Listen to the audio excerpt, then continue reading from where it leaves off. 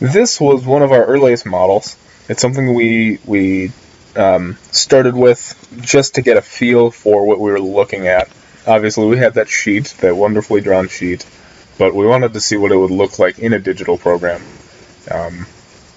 and start to get a feel for maybe how that interface would work, because that's kind of the most important part is getting that interface to work. And while this doesn't have all of the features that we're looking for, like when we turn one layer on or when we select one type, it shuts the other overlapping types off. That's okay. This is just an early model. And in a way, I think it's kind of nice to have that overlap just because we can now see the comparisons between one type versus the other. But this is nice. Really, it's so simple. Well, it might not give us the accurate representation of the churches yet. It gives us something that we can bring to a computer program to get them acclimated to the project and to get them interested and to show them something simple that we're looking for. So this is Grasshopper.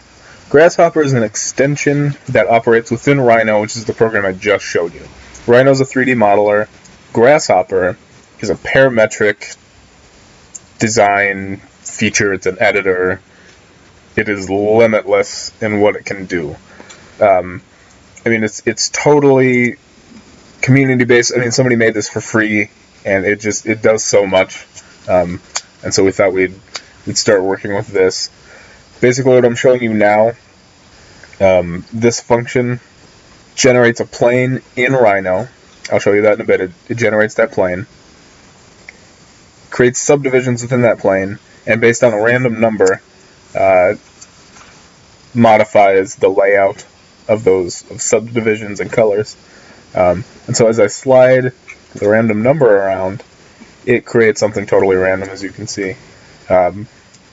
Some subdivisions numbers work better than others. If I bring it up to 2, there actually is great potential for some interesting church layouts. And it's totally random.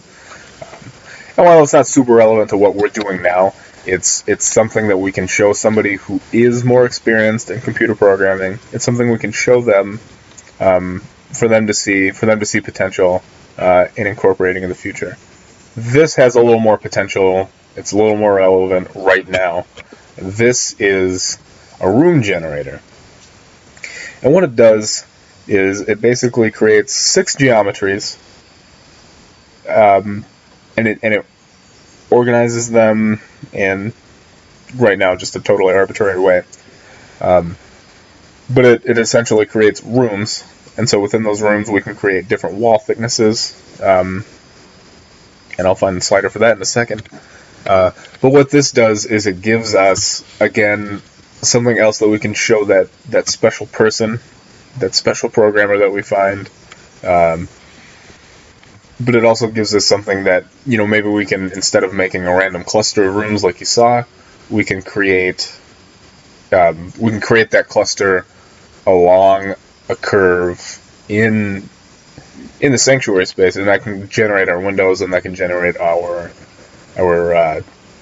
entryways, and etc.